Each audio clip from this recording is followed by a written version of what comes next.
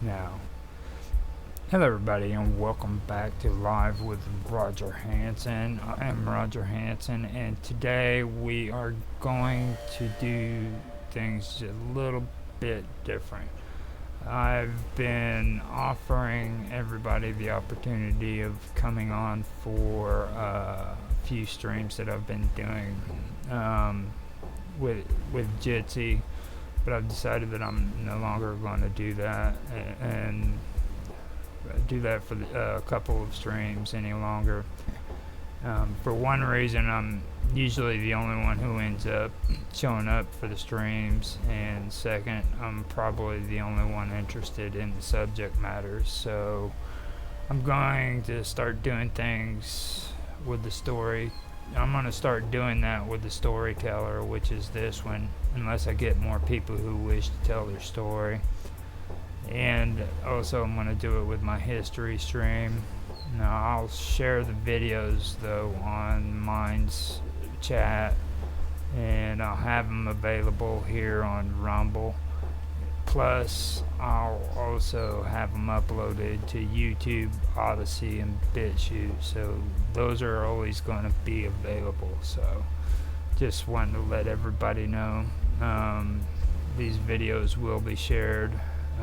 And I'll also post the schedule of the streams and stuff on my Live with Roger Hanson chat on minds.com or mindschat, and I'll also be ending my history and my storyteller streams in the near future. I believe that this one is my 16th. I'm not quite sure for the storyteller. I know it's pretty close, but at right around the 16th video that I get for them, I'm going to end it. I also want to say that it's not ending my streams, definitely. I only want 16 of these videos pretty much for this year. With that being said, these streams, they're not going to be gone forever, but just for the remainder of the year. They'll start up again next year after July. That's when I was scheduling on doing this part of my content, which before June it was video games. And I wanted to get into this, and I didn't get into it until about August, maybe September, so I was late on it. And at the end of December, I wanted to go back and get focused more on my video games, and these I'm going to also be sharing on podcast or Spotify. It'll be through Spotify, so next July I'll be doing these streams again for the storyteller and for history, but until then these will also be available again on Spotify, so if you guys want to, you can check them out after January again on Spotify. So now that I've gotten the technical stuff taken care of, let me go ahead and start on the story. Now, I've been going through authors that kind of inspire me, and or have inspired me, and I come to Duncan Williamson. I don't know how many people would know much about him, but he was born in 1928 to 2007. He died in 2007, and he was one of Scotland's traveling people, born on the shores of Loch Fyne or Fyne. He has been celebrated as the bearer of Scotland's greatest national treasure, the richest trove of story and song in Europe. How Duncan came to be the custodian of such a valuable oral tradition is in itself a fascinating story. He explained, "As traveling people, we were very poor. We didn't have radio or television. Mother and father could not read. They had no need to read because our education came through stories and songs. You gathered around the campfire in the late evening and you were told stories that would last you through your life. They were never written down in any books. Some were very old, having been passed down by word of mouth through hundreds of generations. Stories were told to you as a matter of teaching, because every particular story had its own lesson. Oh, there were many wonderful tales. There were tales for the small ones about animals. There were ghost tales, tales of witches, spirits, boggles, giants, ogres, tale of farmers, tales of everything that would teach you to grow up naturally in your own environment in life. Now, my father would say, sit down there and listen carefully, because by listening to this story, you're going to learn something that will teach you in life. And remember, carry the story with you all of your days, because this story was told to me by my father, who would say, well, thank God this is Christmas Eve. Come down beside me and I'll tell you a story. Now remember, children, any toy I could buy, what's the sense? No. Now remember, children, any toy I could buy, what's the sense of buying you a toy when you'll only break it? It'll be destroyed in a couple of days, even if I had the money to afford it. But this story will last you the entire time of your life. My father told me a story when I was only 5 years old. Now that's almost exactly 60 years ago. And I can remember that tale the way he told it to me, just the very way. I can visualize him sitting there by the fireside, a young man putting coals in his pipe, smoking his pipe, and all the little kids gathered round the fire. He sitting there telling them a beautiful Christmas tale, which was far better to us now when I look back than anything he could have bought for us. And the old travelers knew in their own minds that they were leaving something behind, a treasure that we could treasure their memory by. I mean, traveling people don't need to go, when their old people die, buy a great granite tombstone and put it in a graveyard to remember them by. They don't need that. They had things that were more important, the beautiful stories told to them. And the moment they told that story over again, they could picture in their mind their father, their mother, their granny, their uncle, who had told them the great story. The photo, the picture in their mind would never die as long as the stories remained with them. And that's what the old people left with us, because they knew the same thing had happened to them when they were young. And that's what made storytelling so wonderful. When we walked on the road on a cold winter's day and we were wet and tired and hungry, traveling on, each carrying a part of our little bundle on our way to help us when we got a little camping place at night.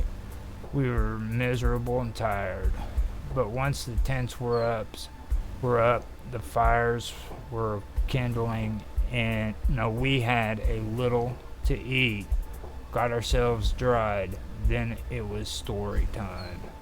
The thought of everything else, the day's tortures, was gone till the next time again. After a good storytelling session, everybody was happy, you know? It was great, magical. I've got many wonderful memories of my childhood. Life was really hard, life was rough, and we were very poor.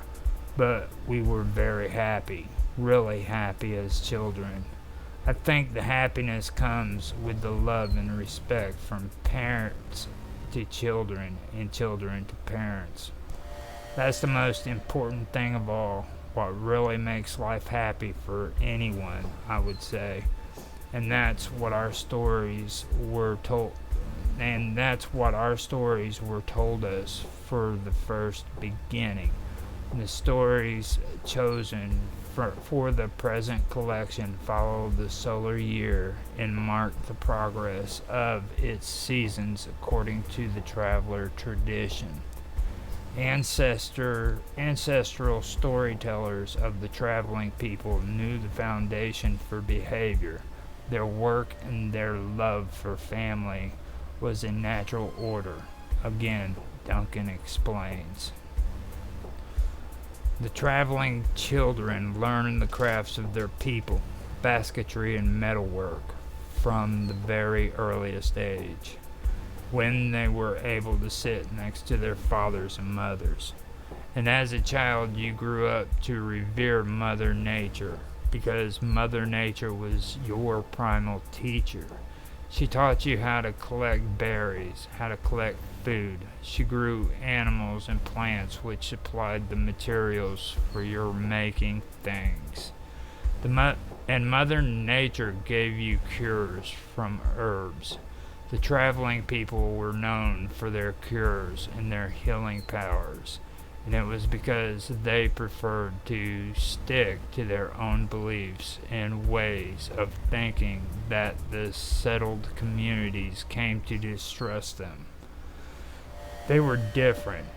For example, schools were not valued by the traveling community.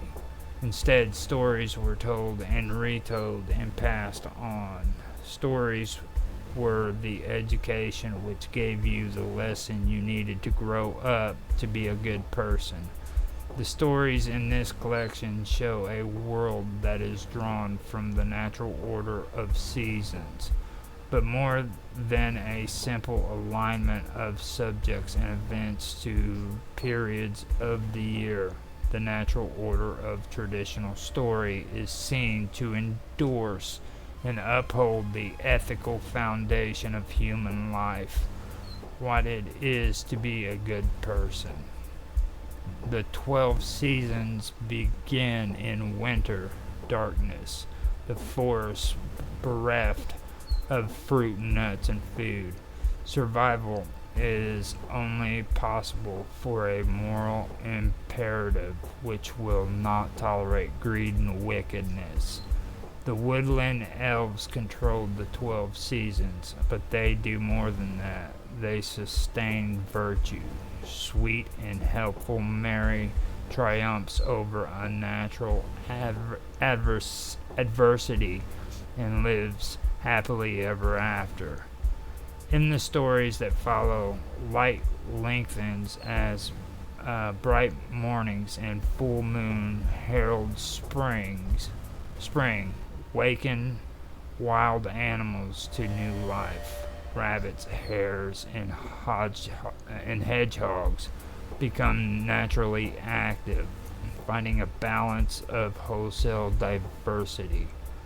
Wit is rewarded while the proud fall. Then summer brings its fullness. Swallows arrive with their messages. The first nightingale sings.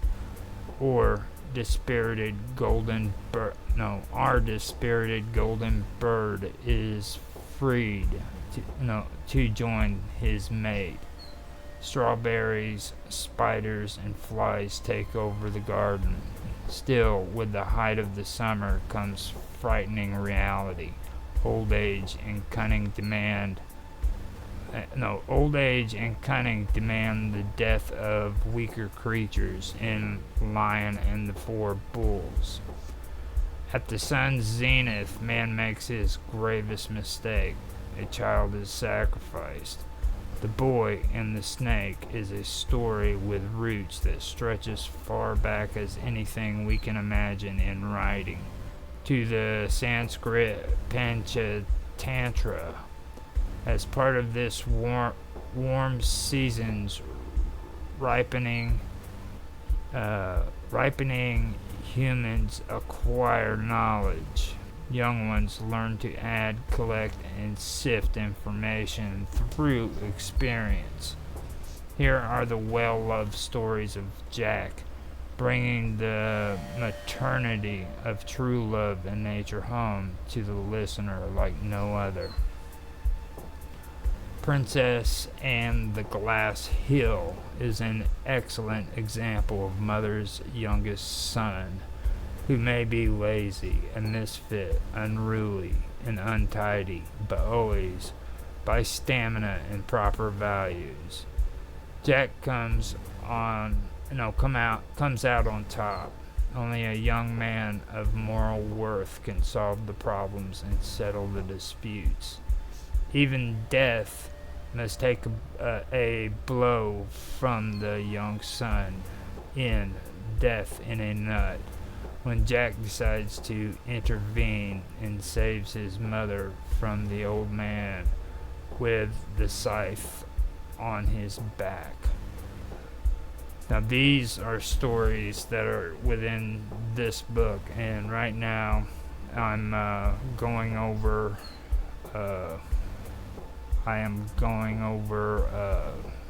Duncan and Williams, and it's the beginning of The Flight of the Golden Bird, where I'm reading this out of. It's Scottish folk tales for children. It's an excellent book, so if you guys want to check that out, you're more than welcome to, but I wanted to take a pause so that I could say that, and let you guys know that's where you're getting all these names like Death in a Nut. So if you guys are interested, check this book out. It's pretty good. I've already gone through it endlessly in the last year and a half. It's an excellent book. So let me go ahead and continue. The back end of this year, autumn, is represented by a story of major change in society.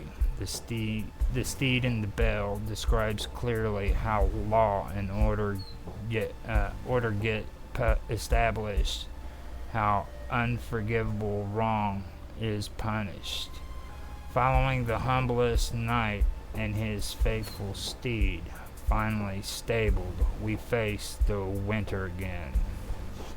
Days cold and short, nights long and frigid, put an end to life's fullness, with the old and infirm at risk of dying. It is time for the coming of spirit, and the traveling people know well the meaning of this season.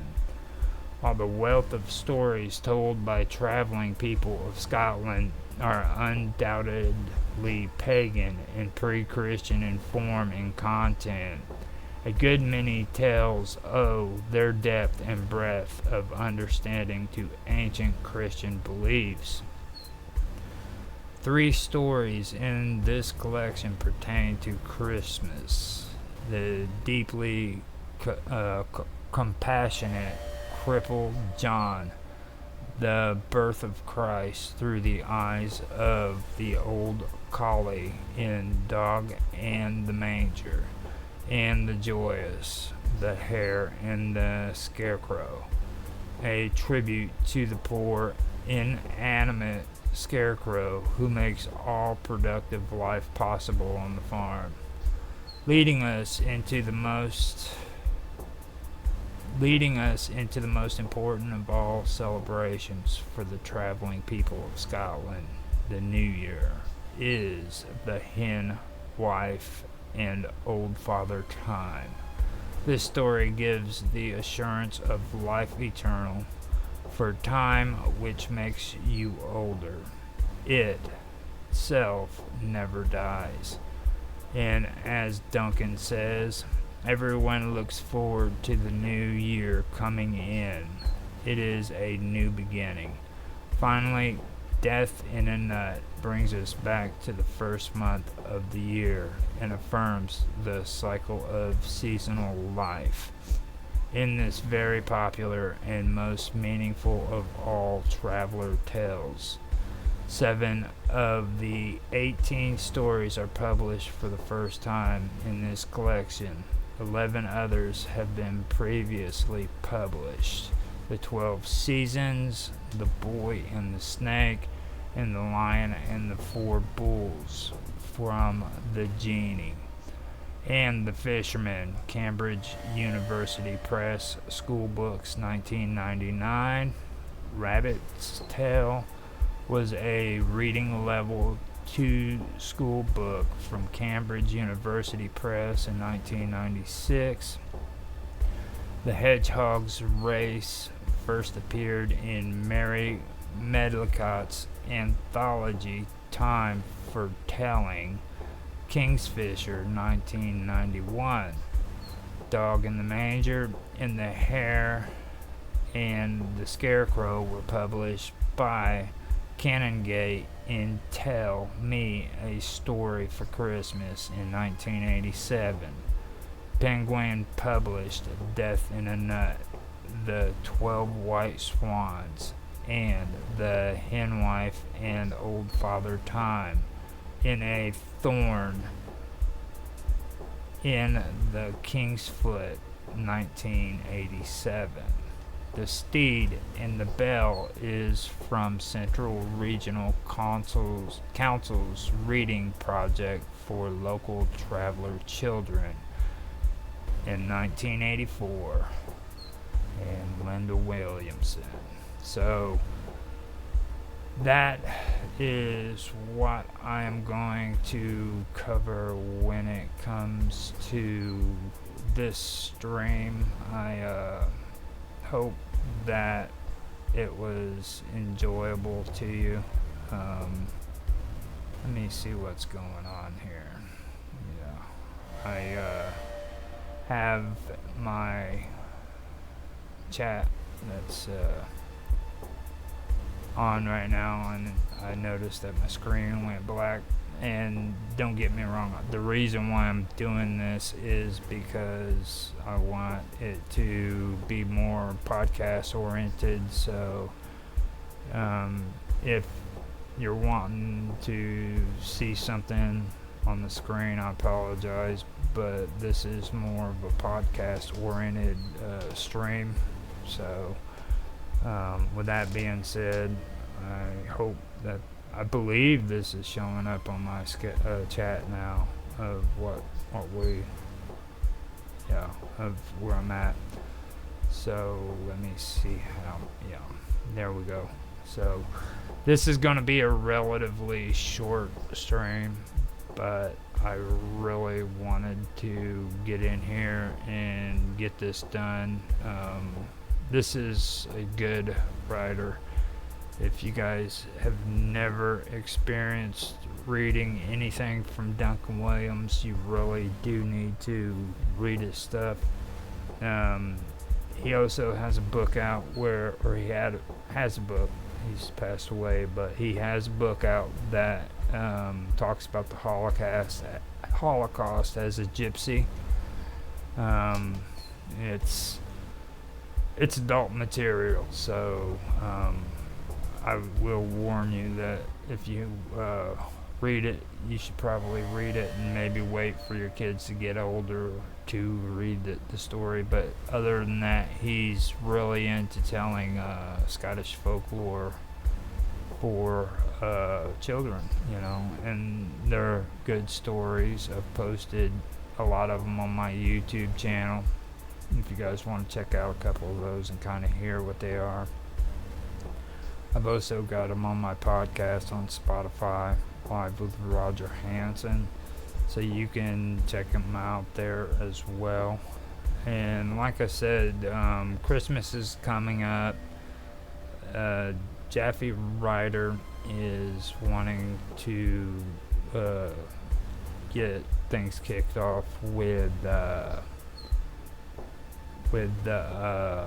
Operation Secret Santa Claus, which is very important to him. So if you guys want to check him out, you can. He's also on WPRPN. That's on YouTube, and he's also got a chat on minds.com. So with that being said, I guess I can end it now, to be honest. It's good that I was able to cover 40 minutes, though. Got that taken care of, and the recording is going to be 25 minutes. So, like I said, this could be possibly my next, or my last video for the storyteller for the year. I'm going to check it out and see how many I've got for it. But once I get up to about 16 videos, then I'm going to end it for the year. So I hope you guys enjoyed this. If you did, please like, subscribe, comment. I'd appreciate comments, because I really do enjoy the conversation. Even though I know it's a routine for people to say that, I actually do enjoy the conversation. If you go on my YouTube channel, you'll see every comment that's made. I've always responded to it. So just understand that I do enjoy comments. I do enjoy having conversations about the content, getting to know people, things of that nature. That's what's important to me. So